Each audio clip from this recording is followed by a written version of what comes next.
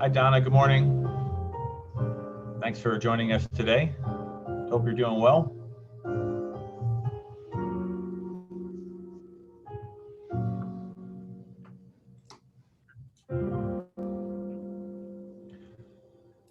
Good morning, Shirley. Hi, Ann. Welcome. Welcome to today's webinar.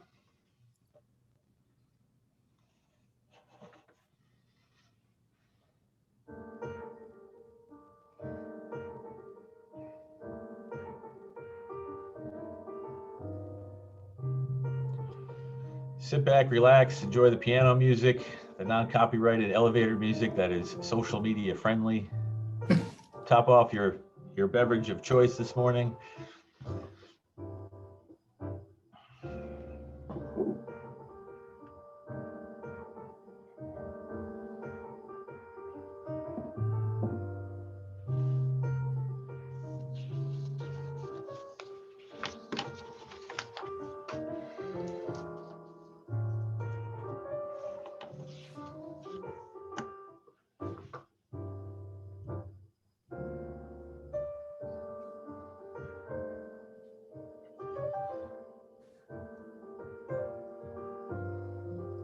It's good to see a few familiar names on the attendee list this morning. So that'll be great to reconnect with some, and I'm sure meet some new ones. Speaking of new folks, hello, Jenny, and hello, Patricia. Thanks for logging on.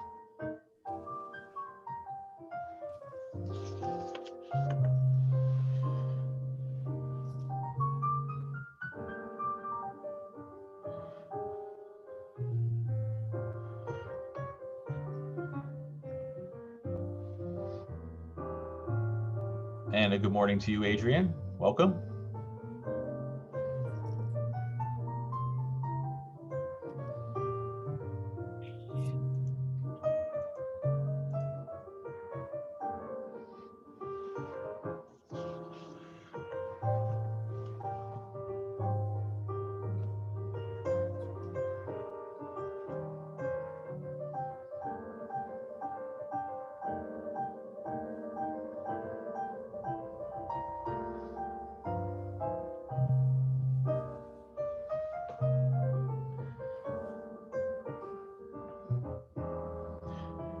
And as folks are signing on this morning, we generally start our webinar about 5 minutes after the hour, but not any later than that. So just wanted to keep everyone aware of our timing today.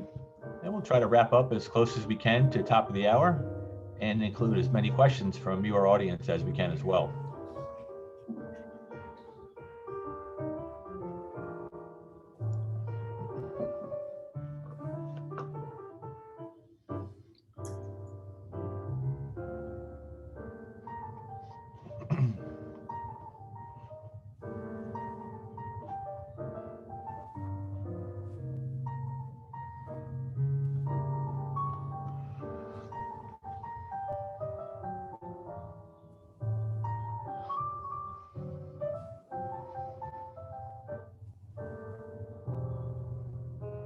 Hello, Walter.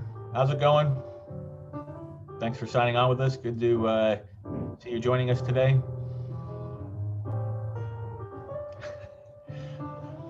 Walter, we're going to get started pretty soon, so we'll turn on your audio when we get to Q&A if you have a question, or if you want to communicate with us, you can certainly type in the chat. It's so good that you're here today.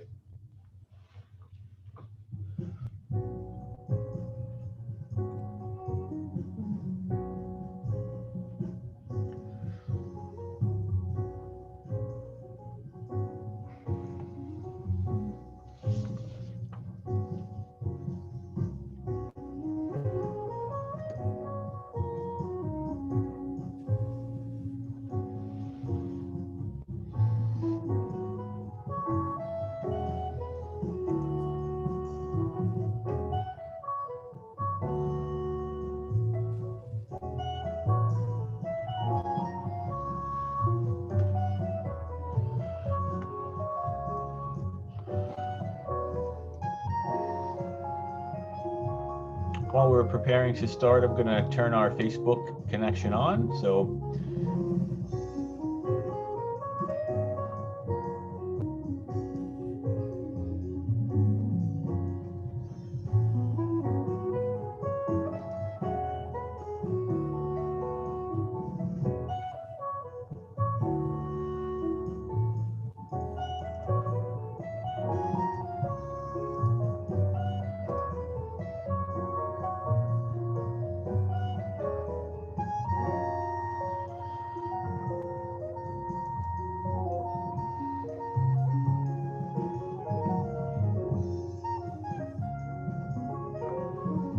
live stream is preparing.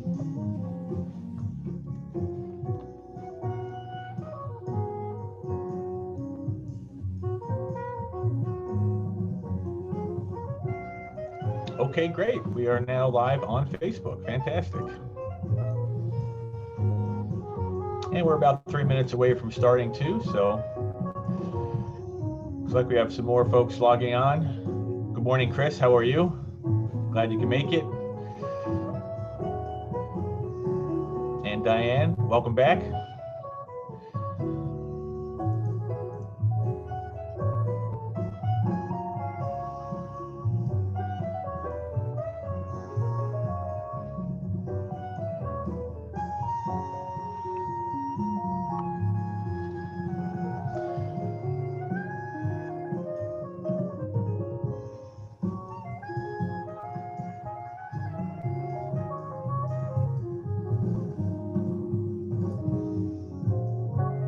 And welcome to you too, Bianca. Glad you can make it with.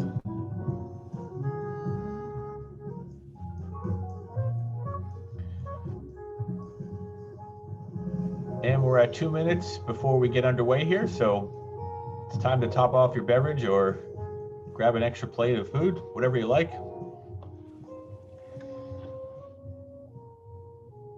Good morning to you, Marie.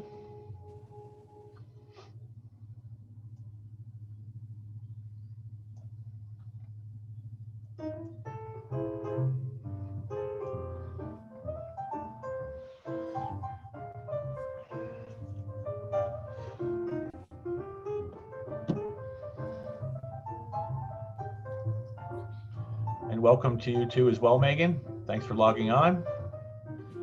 And to our dial-in listener, welcome to you as well.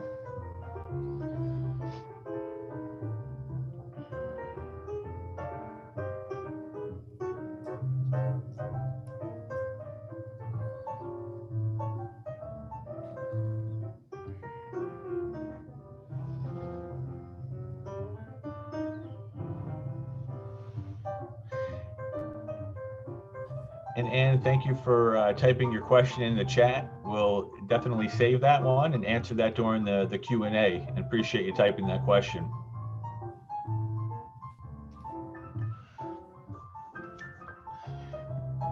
You'll be first on our Q&A, so just making a note of that.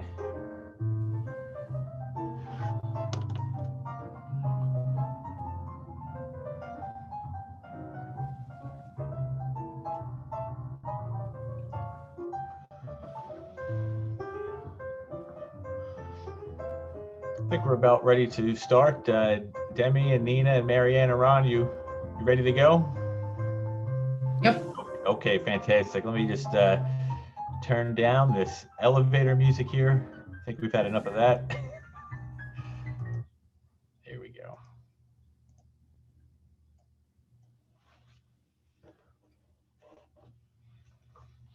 All right, let's begin. Good morning, everyone, and welcome to our interactive webinar, Aging Your Way, that talks about community resources for independent living today and advanced planning for tomorrow. Thank you for logging on to spend part of your Wednesday morning here with us on Zoom, and we appreciate it.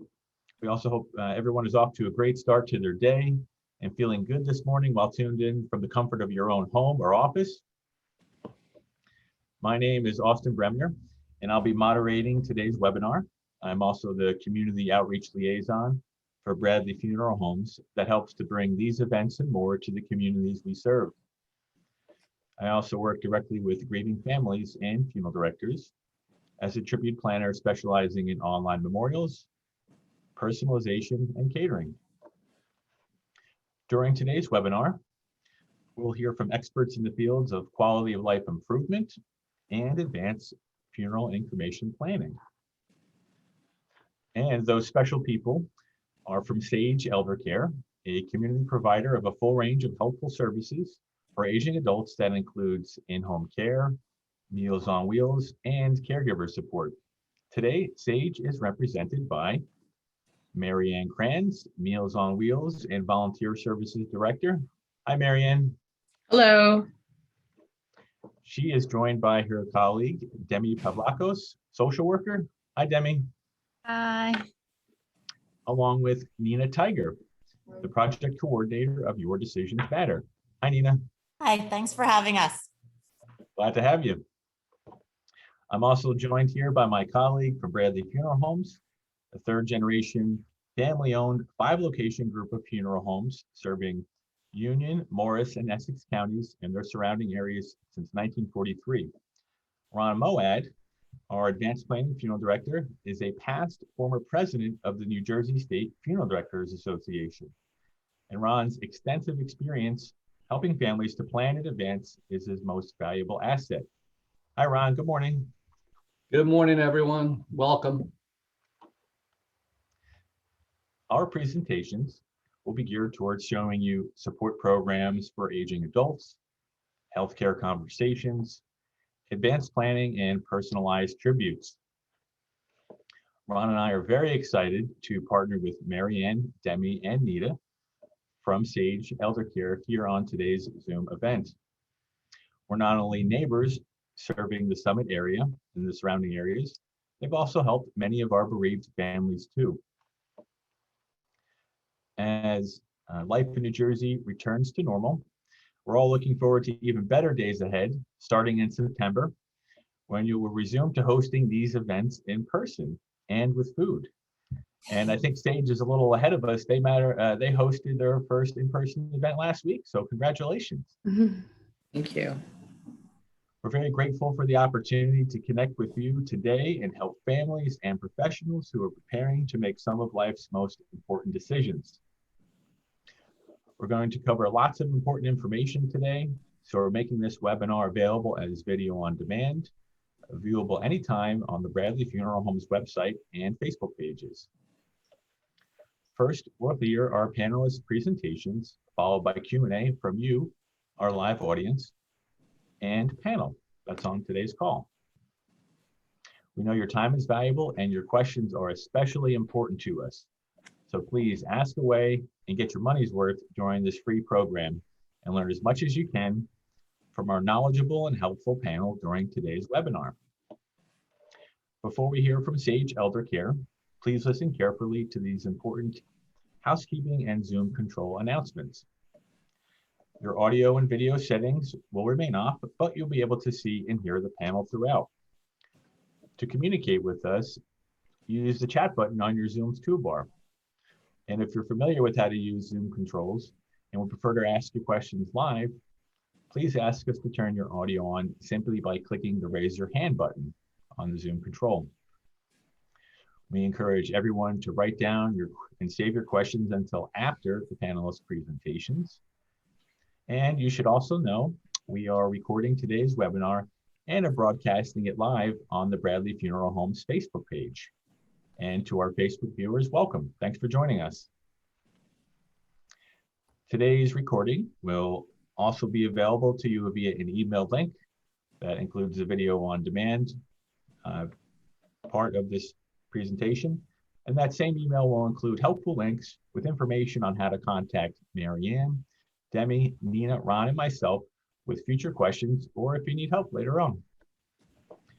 And be sure to stay tuned till the end for a free live raffle where 2 lucky winners will receive a $50 Amazon gift card generously donated by today's panel.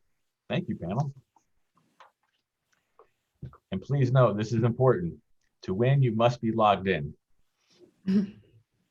Okay, everyone, let's get this webinar started. Let's welcome back today's panel from Sage Elder Care to learn about their helpful services and resources for aging adults. Marianne, Demi, and Nina, when you're ready, the floor is yours. Thank you, Austin. I'm just going to share the screen so we can start our PowerPoint. Okay. Can everybody see that? Yes. Okay. So thank you so much for having us today. I'm Nina Tiger from Sage Elder Care.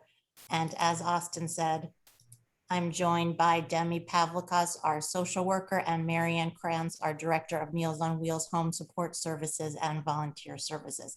And Marianne, I'm going to let you start. Okay, I'm going to start by giving you a brief history of SAGE, because it is a community organization that was founded by volunteers in this community. In the early 50s, a group of civic-minded members of the community got together, and they were concerned about how older adults were going to be able to remain safely in their home as long as they chose to stay in their home, and not only just stay in their home, but thrive in the community. And they did a lot of research, and they found out that one of the things that was needed most was home care. And that was because people would be in the hospital, they would come home from the hospital, and then they needed somebody to help them until they recuperated. So they really delved into home care. They held a class where they had 8 graduates who were highly trained in helping people with their activities of daily living. And so that's really how SAGE started. The basis was, let's keep growing different things. Let's always look for what is needed in the community. And besides home care, they always looked at other things, like they advocated for senior housing here in Summit. They started a library with resources. They started an information and referral service. They started an employment service for older adults who had to retire at the age of 65 and then wanted to remain active in the community. So they wanted to work. Then they thought about Meals on Wheels. And in 1966, the Meals on Wheels program was started. They based it on another Meals on Wheels in New Jersey, but since 1966, SAGE is now the longest Meals on Wheels program in the state. Meals on Wheels is important not only for the nutrition and making sure that people are safe every day, but really, and we really found this out during COVID, is the isolation. Isolation can be as damaging as a lot of other health problems. And the Meals on Wheels volunteers are out there 5 days a week.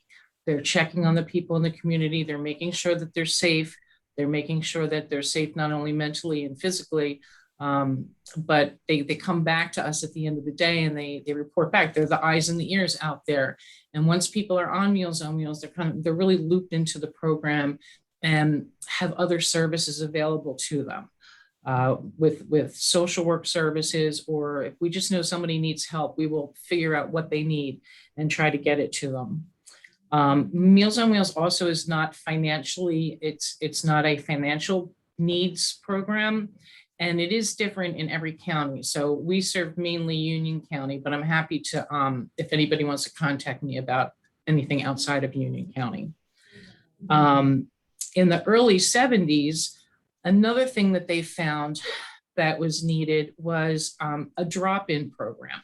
And that was really the predecessor of what we know now as senior centers. So they would set up drop-ins at different churches around the community, and people would go, they would play bingo, they would play cards, they'd have lunch together. And it was just a really nice place to reduce isolation and to, be with their peers and enjoy their day. But as people started declining, sometimes the drop-in was not as appropriate for them. Maybe they were suffering from some physical ailments or some cognitive issues. And so in 1975, they elevated the drop-in and started a new program, which was much more formal, called Spend a Day. And Spend a Day was where people could come and spend the day safely in 1975. And then that kept developing, and many people remember when it was down in Berkeley Heights. And in 1999, Spend a Day became an adult medical daycare, which is the next level of people who might need that next kind of care. And for that, I'm going to pass this along to Demi. Yes, so the Spend a Day program, I think, was also one of the goals designed to try to help people stay in their homes. Some people, they may be appropriate in some ways for a long-term care or having like more home health in their homes, but So Spend a Day is a program, as Marian said, a medical adult day program. So we have registered nurses that are here on the floor, as well as trained program assistants to help people who have more often than not a medical need.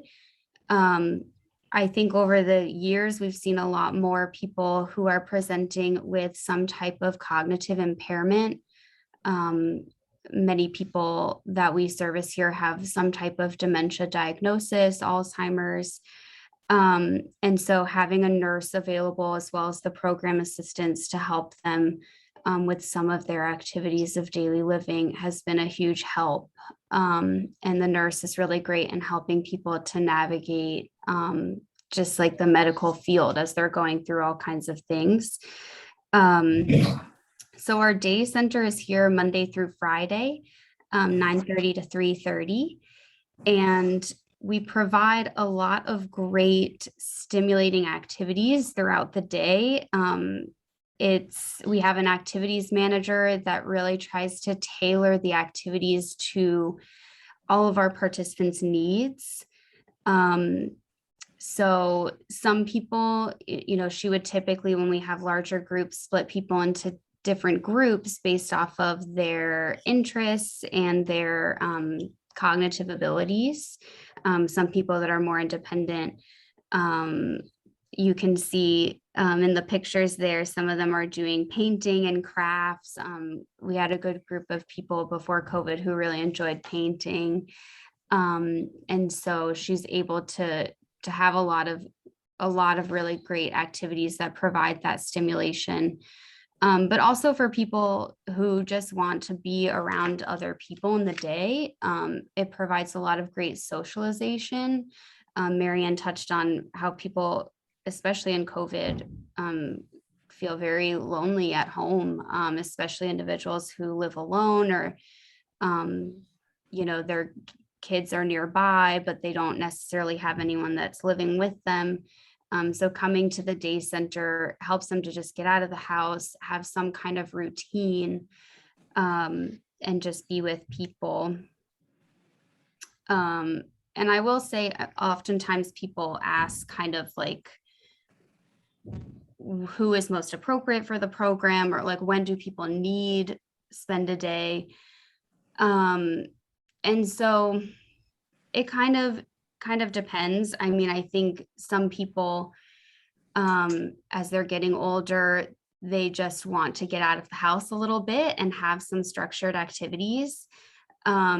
People have to, because we do follow some state regulations, because we're a medical adult day center. So people have to have some type of medical diagnosis in order to attend. But as I said, it could be, physical or cognitive. We service people with all kinds of medical needs. So it's not just limited to people who are like advanced stage Alzheimer's. I mean, there's really a big range that we service. But here's our reopening day. So you can see we kind of put up some little plexiglass barriers. So we have some different COVID protocols we have in place. So things are different, but everyone is so happy to be back, and we're happy to see everybody again. So it's very exciting. And we are taking new people. So certainly if anyone is interested in the program or knows someone who could really benefit from having some socialization or just getting out of the house, having some activities, definitely feel free to reach out to any of us.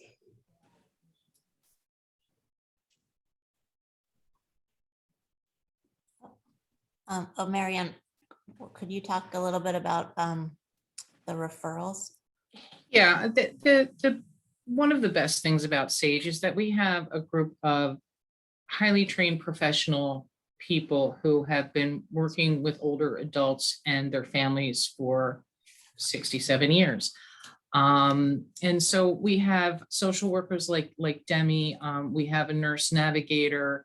We're always looking at what what things are helpful to people out in the community, so that when we get all these calls from people, we might not know the answer, but we will certainly try to find the person who can help people. We also have medical alert devices, which we have a deal with a company that the clients pay a very small fee each month, and we're able to install it if the family can't. We have support groups.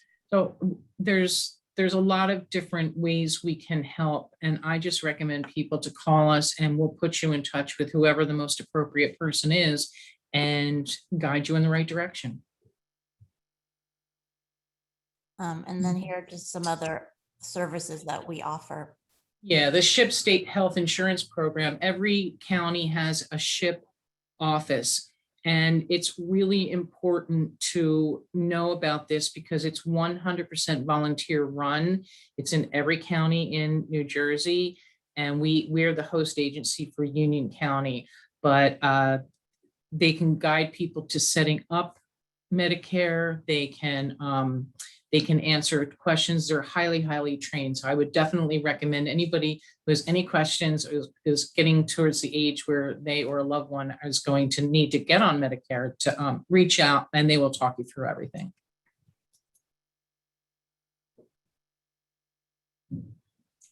And then the workshop and the resale shop, the furniture restoration workshop is in the lower level of our building. If you haven't seen it, you might want to come. It's kind of like going into Santa's workshop and seeing all the elves down there. People bring their chairs that need to be repaired, mainly chairs, and they specialize in rushing and caning, like you can see in the pictures there. They started in 1961, so this is their 60th anniversary. Not including COVID, we'll go back the year before. I believe they brought $80,000 into Sage to go towards other programs when people paid for the furniture to be repaired. And then many of you might know our resale shop is the only thing that's not at 290 Broad Street. It's in Northern Summit, and the resale shop, people donate, people buy stuff, and then the proceeds come back to the Sage programs.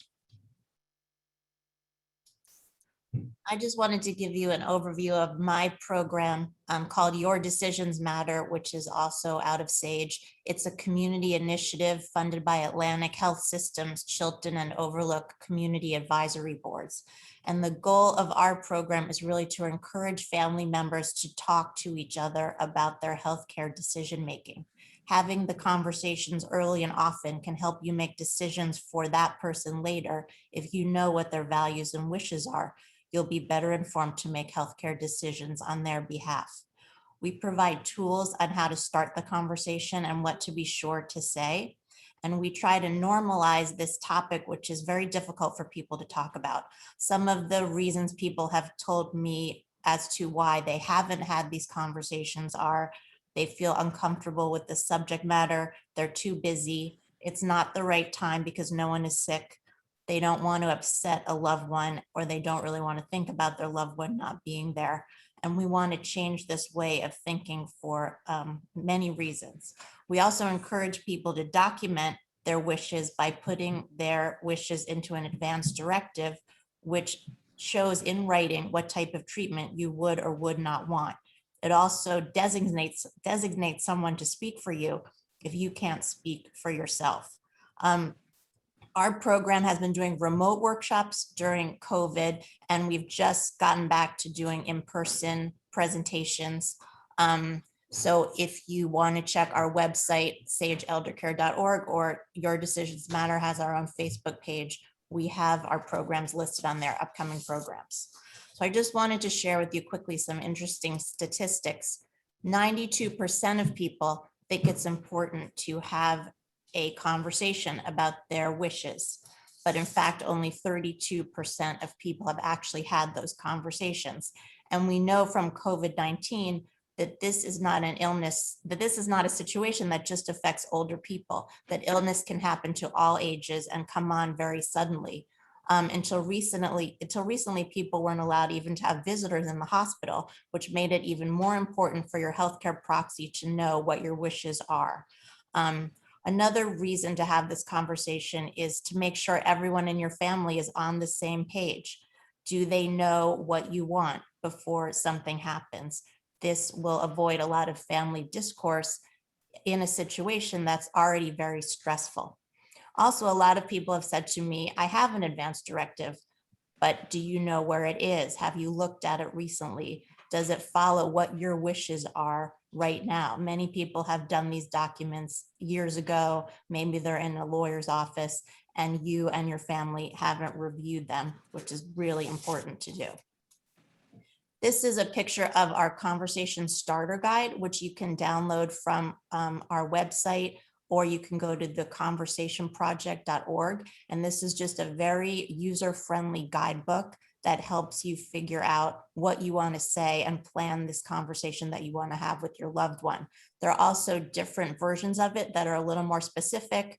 For example, there's one for caregivers of people with Alzheimer's or dementia. There's one specifically about being a healthcare proxy or choosing a healthcare proxy. They also come in many different languages.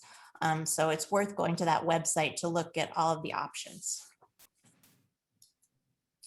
When you're thinking about having this talk with your loved one or also with your medical team, here are just some examples of topics that you'd want to think about. As a patient, I'd like to know what?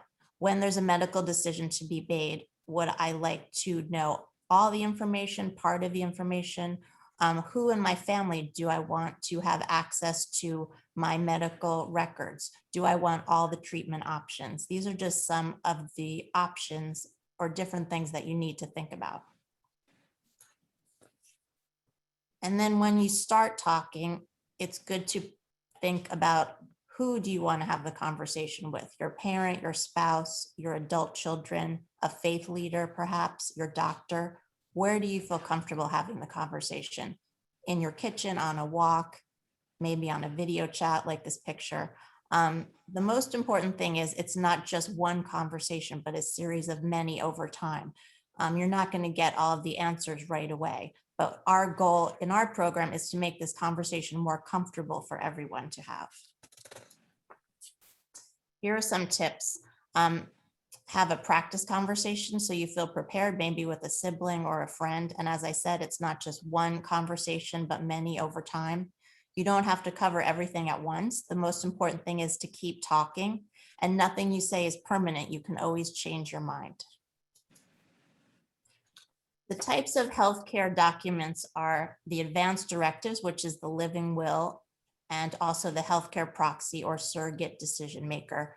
And then there's a pulse document, which is a medical order that you fill out with your physician. The healthcare proxy is the person who will make medical decisions for you if you are too sick to make them for yourself. It does not have to be a family member. It's also called a healthcare agent, power of attorney for healthcare, or surrogate decision maker. And you want to choose someone who's comfortable enforcing your wishes. And as I said before, it's also important for all of your family to know who your healthcare proxy is and make sure they're all on the same page. And then make sure you have your healthcare proxy with you. You give one to your healthcare team and one obviously to the person who is your proxy. If you need more information about any of our programs, you can visit our website, sageeldercare.org. There's also a Sage Facebook page and a Your Decisions Matter Facebook page. Thank you very much.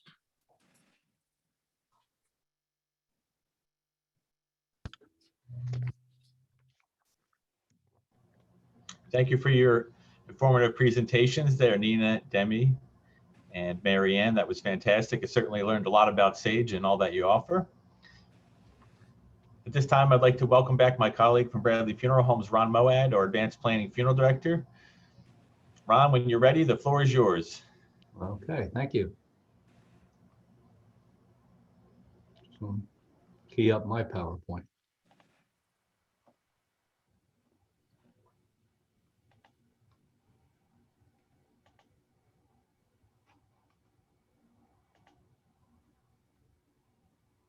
Oops. Here we go. Okay. And Marianne and Demi, if you could turn your video off, please. Thank you. Thank you. Good morning. Thank you for the introduction earlier, Austin. Ram Moad, and I just want to go off script a second. We're certainly acknowledging Scott Bradley, the owner and president, myself, and Austin. But I've been a funeral director 40 years, and 25 of those I have specialized and dealt in advanced planning. And over that time, I have interacted with Sage many times. And like everyone else, I'm sure, I can't say enough of them, of what they do, the good that they do. Nina had a lot of interesting information, especially the part about the statistics where 90 some odd % of people agree they should have conversations about their wishes, but only about 30% or so actually have the conversation. And that's no different in advanced funeral planning. A lot of people do not want to talk about it for a lot of different reasons. But the key, and a key word that Nina mentioned, is conversation. We just have a conversation, and there's many, many ways to go about it. So with that said, with advanced planning, this is showing us many, excuse me here, just get my timer going here. This is showing us many faces from all walks of life. Everyone deals with this issue one time or another. But what I like about this slide, it shows everybody calm and relaxed. There's no stress, there's no crisis, and that is the best time to have the conversation. Having a funeral has a lot of function. Witnessing remains, having a ceremony of sorts, a community to come together, but probably the most prominent issue is it helps to begin the grief process and help from that loss. That's probably one of the most important things. Why do you want to do planning in advance? Well, 125 decisions to make on the most difficult day of your life. That sounds awful daunting, I'm sure. And it's not all to be done on that difficult day. There's a lot of information that is needed right away. And I actually do have a list of those 125 things. If anyone would like them, you can message me or put it in your chat, etc. But also another reason is to get all of your legal and financial affairs in order. Again, a lot of parallels here to what Sage has talked about and what they focus on and do, helping people be prepared for any possible issue, and especially with the advanced directives. And of course, there's the extended family, the diverse needs and finances. Sometimes, thank God, the exception of dealing with dysfunctional families is low, but you have to be cognizant of families and their issues. AARP, which we all know, and I'm glad to be a member of now because my wife loves the discounts, so that means she's a member. I'll deny that. So, but really, there's no guesswork, as I talked about earlier. Everyone's calmed and relaxed. They're together. Collaborative decisions, spouse and a family. Now, when you do lose a spouse, obviously it's very difficult, regardless of how many of your supportive family there is with you, children, etc. But when two spouses can talk about these things together, well, everything is fine. Again, it's just one more reason for advanced planning. Of course, you have to talk about a pre-approved budget. Yeah, you have to do a lot of planning, not just financially, but legally. And again, while you have a sound mind, while you're calm and everyone's relaxed. What are the essentials for pre-planning? Well, the biggest one, as we talked about, again, I'm going to probably repeat it more than once, is have a conversation. But now we're to the point where once you've got your family being comfortable and helping you to have the conversation with the funeral director, just like you would with your lawyer, your doctor, and financial advisors, etc. Once you are comfortable, give us a call. We'll sit down, we'll talk. Um, Again, I keep segueing Nina's bullet points earlier.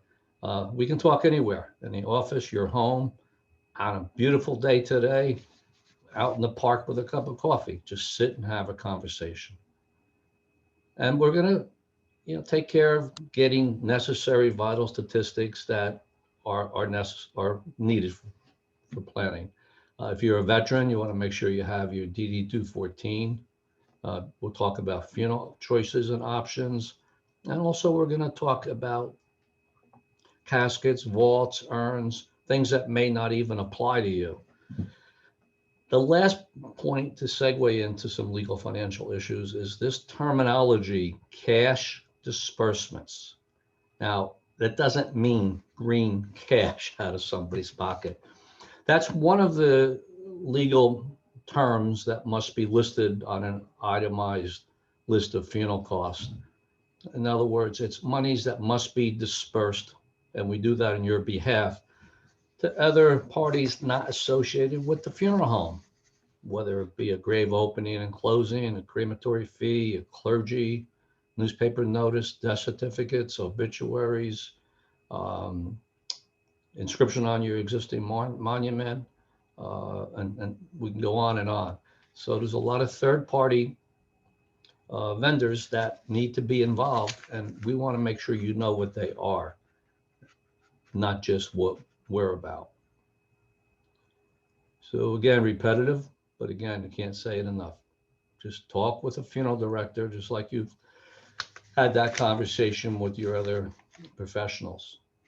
You do want to get everything in writing and let your family and religious organizations know your legal and financial aspects need to be in order. And then we just talk about funeral funding and establishing that. How is it going to be handled?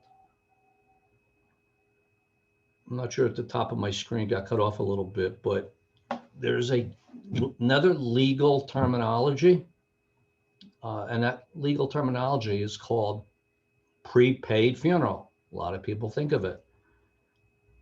It's only a legal term. If you think of it for just a moment on prepaying something, you might prepay a Dunkin' Donuts gift card, Starbucks, or Charlie Brown's restaurant. How about Toys R Us? How about Lord & Taylor? That's prepaying. And what happened to Toys R Us and Lord & Taylor? Those companies have your funds and they went out of business. Funds for a funeral that are established can only be established in an account in your name, the consumer, just like any other financial professional would do with you. And these are 100% in your control. 100% of the principal and the growth of those dollars are to be utilized at your direction. In other words, you're saying, this is what I've set aside. Here's what my wishes are. And I want to utilize all of those funds. You may decide to add to it. You may decide to take away from it at the time. You can do that. And funds would come back to you with one condition we're going to talk about. One thing that Bradley Funeral Homes do that a lot of funeral homes do not is we do guarantee in writing all funeral home costs, regardless of what the costs are in the future for the funeral home, excluding those cash disbursements. We guarantee no one will ever pay more than what was paid today. So we want to avoid the stress, the confusion. We want to avoid the financial burden, and it's not just the burden of are funds there, or are they not there? It's just a difficult topic to talk about when someone's passed away. So we want to make sure we've got that in order and taken care of. I mentioned before Whoops, too fast. I mentioned a little bit before, you can receive funds back. These funds are your name, in your name. But a funeral fund that's in the consumer's name is still your asset. So if in the event you need to plan for some type of SSI, Medicaid, other general assistance, your funeral fund now is not considered an asset as long as you agree to make it irrevocable. And that means whatever has been put aside must be used for that purpose only. If there were funds left over, it would go back to the state of New Jersey. However, what you have done is you've protected these assets from what we call the Medicaid spend down process. So just quick little lesson, prior planning prevents poor performance. The 5 Ps. Prior planning prevents poor performance. Having everything in order makes things go so much smoother at the time. And again, I'll be available with everyone else afterwards for whether it's video chat questions or questions in the text section of the Zoom, or should you contact us. Thank you, and I'm going to turn this back over to Austin. Stop my screen share, Austin. Thank you, Ron, for all the great information. Appreciate it. Hope everyone learned something new. I'm going to conclude the Bradley Funeral Homes portion of our presentation by reviewing 3 important services that families at Bradley Funeral Homes have found to be very helpful during their bereavement experience. So the first one is called, it talks about online memorials. Since the arrival of the pandemic last year, the technology related service offerings across the board have grown significantly everywhere. What used to primarily include personalized tribute videos and playlists has now expanded to offer live streaming and all-in-one memorial websites for online visitors to view services, send messages, sign guest books, and watch tribute videos. Families can even sign up and register to attend limited in-person gatherings, all from the same webpage. Thankfully, like here in New Jersey and many other parts of the country, are becoming safer by the day for communities to gather in support of the bereaved. However, not everyone is vaccinated, prefers not to travel, or simply feels safer logging on from their home or office to view the live stream and partake in the the online memorial experience. Also, the convenience factor is another reason families continue to request these services to accommodate everyone in their family and all of their friends, no matter what their life circumstances are. Bradley Funeral Homes continues to provide these online memorial services on a regular basis. Number 2, catering. Yes, food. Another aspect of funeral service that was significantly affected by the pandemic. A little before that, in August of 2019, New Jersey laws had changed to permit funeral homes to offer on-premise catering services during funerals, memorial gatherings, and receptions. As we all know, the hospitality industry was hard hit, but just as the same in restaurants and catering establishments, serving food and beverages in funeral homes is coming back too. And the number one reason why that is because of the convenience factor. While any funeral-related event can be catered to provide guests with food and refreshments as simple as coffee and snacks, or as elaborate as hot and cold buffets. The most practical scenario families opt for funeral home catering is all-in-one day services. Again, it's all about convenience for their guests and family. For example, a family who chooses cremation with a memorial gathering and ceremony at the funeral home without having to go to a church or cemetery would opt to have catering in the funeral home.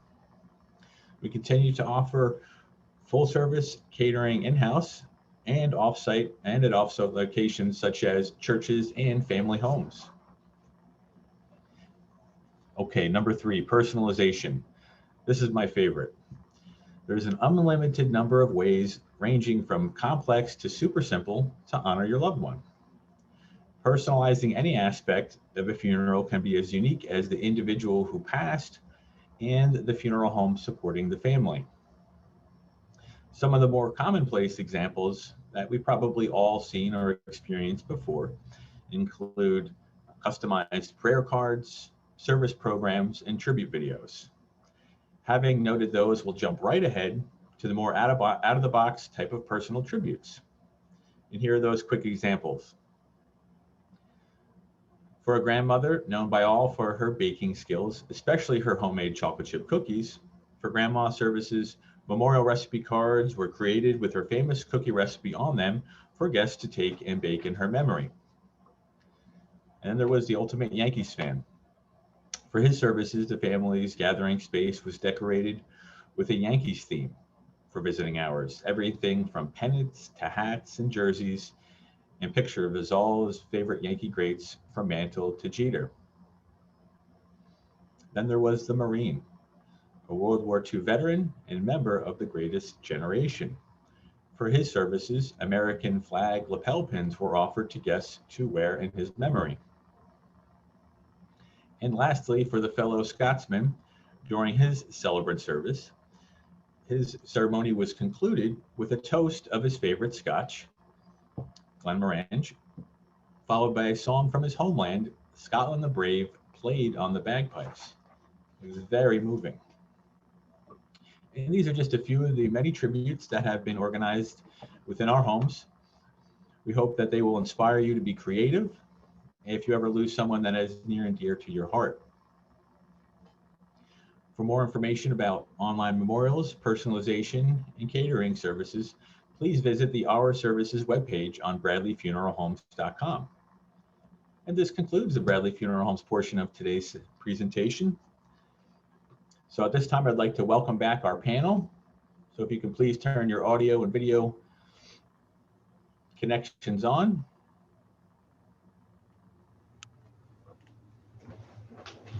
Excellent. Okay, now it's time to hear from our audience. We'll dive right into our Q&A segment.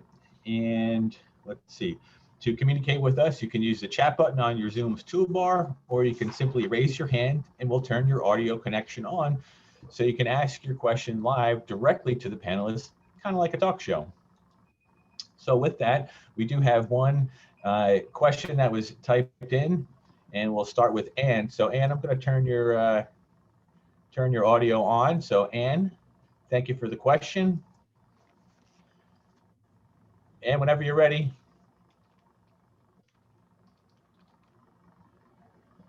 Can you hear me? Yes. Hi, Ann. Welcome. My question was, I put in the chat, was regarding the contract with the funeral director. Why is it better to sign an irrevocable contract rather than a revocable contract? I understand with the irrevocable contract, you have to be on Medicaid. And if you're not on Medicaid, is it more difficult to get your money back? Okay, Ann, a lot of good points, very important points. I mentioned a little bit in the presentation. So I want to look at a few parts of it. So we talked about what a prepaid funeral is and is not. In other words, funds set aside is called a prepaid funeral. However, a couple of things. Money does not come to the funeral home. Funeral director and funeral home, and it must be a licensed funeral director or a licensed funeral home that will establish a funeral account in the consumer's name. It's not something that you can't go to your bank or insurance agent or anything to do. It's money that is put aside in your name, not the funeral home. You have 100% of that principal and growth to do whatever you want with. Even if it's another funeral home that you choose to go to, you're not contracted to stay with the funeral home because you've set up that funeral account. The revocability part is very important, and there is specific law about that. You should be able to revoke your funds anytime that you want, just like any other asset that you have. However, where the irrevocable clause comes in, what that means is this is an asset you have. you're applying for Medicaid. You don't have to be on Medicaid to get this. It's just the opposite. You need to do this to get on Medicaid. And I'm not the lawyer here, but in what we call a financial spend down, you've taken funds, you've set it aside in your funeral account, and now you have to agree it's no longer revocable. You can no longer take it back. It must be irrevocable and must be used for that purpose only. So that's to answer, I guess, your initial question. Is it a good idea? I'm sure it's a good idea. However, it should not be irrevocable unless you are winding down your assets and you're within 6 months of being eligible for Medicaid. And I'll be glad certainly to answer a lot offline as well. But please tell me if this has answered your question and hopefully made it clearer. Yes, yes, it did. But if you're not winding down your funds, then you should make it revocable. It is a law. Funeral director by law cannot make it irrevocable so that you don't have access to it. Only when the Medicaid spend down process is in progress, that's when it's made irrevocable. Okay, very good. The other thing we were talking about, and I'm sorry. Ed, Yes, I'm sorry. go ahead. We were talking about having the conversation with your family. What if you don't have that proverbial family, that's very commonly talked about? The husband, the wife, the 2 kids, house, and the dog. What if you're single and you don't have that family member to talk So to? I'm only going to take a fraction of it because Nina and Sage did such a great job explaining conversations and so on. But it's also an issue with funeral planning. We're going to walk you through that when we do that pre-planning to make sure you get your wishes. But I'm going to defer to Sage on this for sure. Hi, Anne. Thanks for your question. I have heard this from many people who say they don't have anyone who will speak for them or to have this conversation with. I would say if there's a faith leader, someone you feel close to, or it can be a friend, a healthcare proxy can be a close friend. It doesn't have to be a family member. There are also geriatric care managers who will help you with this, or even your doctor. I mean, you can fill all of this out with your primary care physician and have it in your medical record. Those are just some ideas. Is that helpful to you? Yes. Okay, great. Thank you, Ann, so much for your questions. And I guess we could add social worker to that list, right, Demi? Definitely. Excellent. Yes, social workers can go through a lot of different options with you. And they could also try to refer you and give you some ideas of people to have that conversation with as well. Where do you get a list of social workers? Just like in your area, you mean? Yes. So, I mean, you can always call Sage and, like you and I could talk about this directly. You can also, like Nina said, there are geriatric care managers. And sometimes just by Googling people, you might be able to find some that are in the community. There's also, every county has a division on aging, and they should have some resources for you. They have social workers, but they also, they have a wealth of local resources. That's a great suggestion. Thank you for chiming in, Demi, and your question, Ann. Yes. Let's keep the conversation moving, so just hang in there. Next up is Donna. Welcome, Donna. How are you?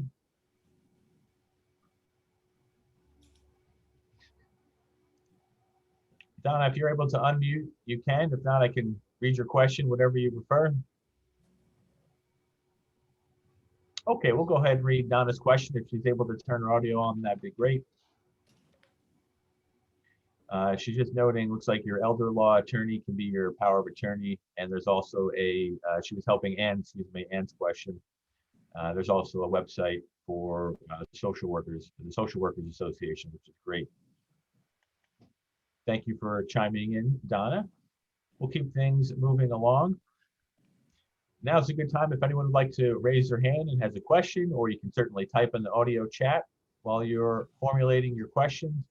We're going to go right ahead to our questions that were sent by the registrants, by you, the audience. So our first question comes from Adrian, and it looks like this is for Sage.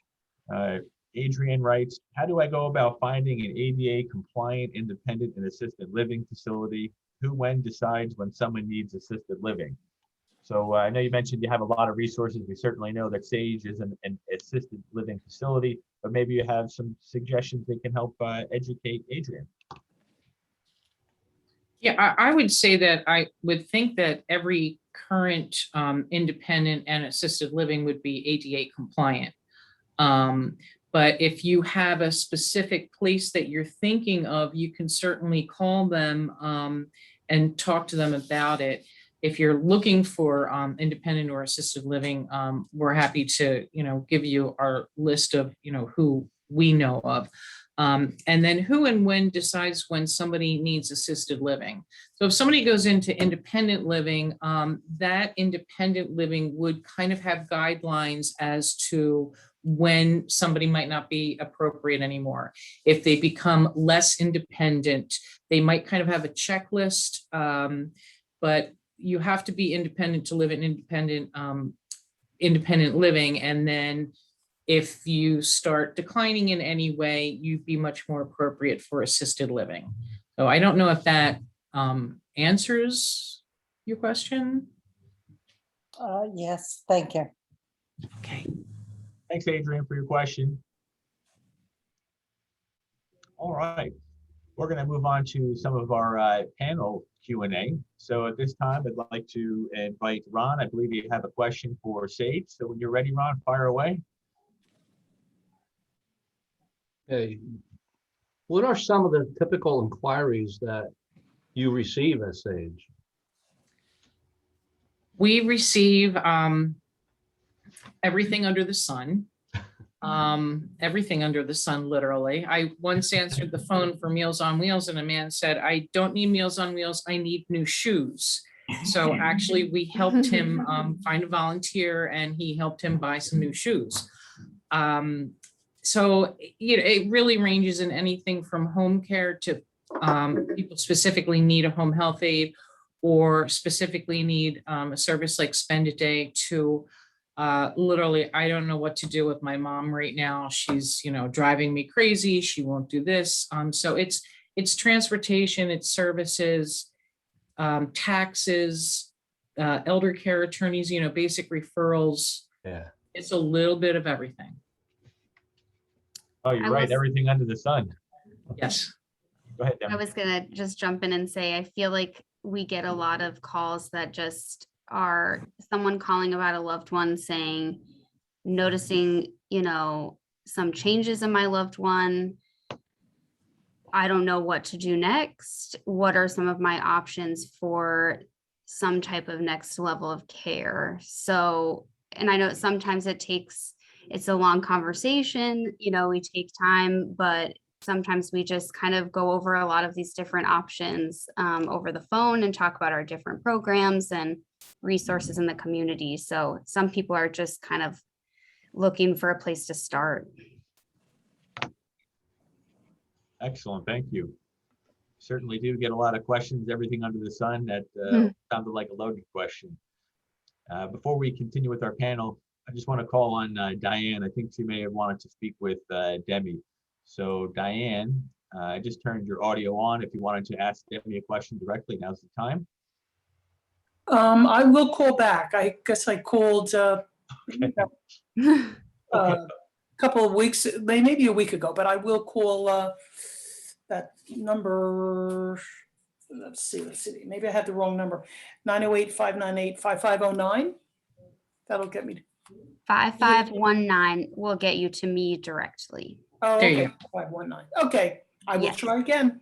It's Yeah. summertime. I thought maybe somebody's on vacation, but I do need to talk about stuff. Yeah. Okay. Yes, I'm sometimes, I'm a gal on my own and I need to, have a list of things, people to call and stuff. Yeah. yeah, no Thanks. problem. Sometimes it hearing- takes me a little bit to get back to people. Now that our program's open, Yes. sometimes I'm out on the floor Sure. for some time in the day and try to get all my phone calls back. But as people, I mean, you can see so many types of questions. Sometimes these calls take a bit of time, but I'll definitely look out for your call. Thanks, Demi. Yeah. Thanks. And panel, you're certainly welcome to include or type in any of your contact information in the chat. We'll also include it in our post-event follow-up email as well, so you'll easily be able to reach out with further questions or assistance. On that note, we'll keep things moving, and thank you for chiming in, Diane. Next up, I have a question for Your Decisions Matter. So I think that may be Nina who is going to answer this one. And the question is, why is it important to speak with your family about healthcare wishes? Well, as I said in my presentation, we really want people to have these conversations before there's a medical crisis. My dad just had a very bad car accident. He's fine now, but he's 81. And when he was in the hospital, my mom said, we don't really know what dad wants or what he would want done if, God forbid, he couldn't speak for himself. It's sort of that whole incident made her realize that this was something that we all needed to talk about as a family. And me talking about this for 2 years did not have that impact on her. But anyway, so I think when you're in a medical crisis, there's so much stress, and with the family members all trying to figure out what that person would want. If you do this beforehand, as you said in your talk, Ron, I think you said there are 125 questions that you need to answer before you have your funeral. So I think that's a lot of the same situation when your loved one is in the hospital. So I think the better prepared you are, then you'll just have more peace of mind when one of these things happens to your family, unfortunately. Excellent. Thank you, Nina. It's never an inopportune time to start the conversation. Certainly, that's a great message to continue to promote for sure. All right, then it looks like we have one more question from Sage for Bradley Funeral Homes. And to our audience, this is sort of the 2-minute warning here. If you have any final questions that you'd like to ask our panel directly, or type into the chat that we can cover directly during this event, now's your time. But right now, Sage, you're up. Is a funeral home needed if someone only wants cremation? Yeah, that's a good question, because a lot of people think, well, I'm just going to have cremation. Well, think about it for a second. You can just have burial, one or the other. But where the funeral home, comes in is we're licensed by the Consumer Affairs, and our job is protect the health and safety and well-being of the public. So that's why we need to be involved to transport remains and et cetera. And this has been like this for years. And over the time, as different diseases have developed, more and more universal precautions have developed. And look what just happened recently, right? We don't have to even say that word COVID anymore. Nobody wants to hear it. So funeral director's job, whether the deceased will be buried, cremated, or anything else, is to protect the health and safety of the public and handle the remains and the documentation that's needed as well. So that's the funeral home's role when someone wants just cremation. Thank you. Thank you. Excellent. Great question as always. All right, I think we're at the conclusion of our Q&A. First, a big thank you to today's panelists for their informative presentations, and to our live audience for their thought-provoking questions. We hope everyone has found value and has learned something new during today's discussion, and we appreciate your time here with us on Zoom as always. All right, let's get to that raffle and pick some winners. Again, generously donated by today's panel. We're giving away 2 $50 Amazon gift cards. And by this time and date, we're all on the Amazon train by now. So, so let's pick some winners. The first winner is generously donated by Sage Elder Care. So I have our official Money Green raffle ball with all of our attendees in there. So we'll give that one last mix up. And the first winner is going to be Brandy. Congratulations, Brandy. You have won a $50 Amazon gift card. All right, and our next winner, generously donated by Ron from Bradley Funeral Homes. A quick mini drum roll here for our next winner. Our next winner is Arlene. Arlene G. Congratulations, Arlene. Panel, let's give our winners a round of applause. Congratulations. Spend it in good health for sure. Raffle winners, you will receive your prize via email directly this afternoon through Amazon, courtesy of our panel. And to our audience, please be sure to check your email later today for the video recording of today's webinar, helpful links, and our panel's contact information. And for future events, please visit us online at Bradley Funeral Homes calendar or Facebook pages, as well as Sage's Your Decisions Matter events page. I can only speak for Bradley, so chime in if you'd like to. Nina from Sage, we have 2 events next August, the 11th and the 25th, and we'll be sending information about those in the next week. Nina, I don't know if you have any events from Sage next month. No, not yet, but we will be posting them. Excellent, excellent. Looking forward to more in-person gatherings for sure. But our, as Demi said, the adult spend a day medical daycare has just reopened. So if you want information about that, you should contact Demi or Marianne. Thank you, excellent. Well, thanks again, everyone, for logging on with us today. Stay safe, keep healthy, and we'll see you next time. Take care, everybody. We are signing off. Have a great day. Thank you. Bye-bye. Thank Thanks for you. having us. Thank you.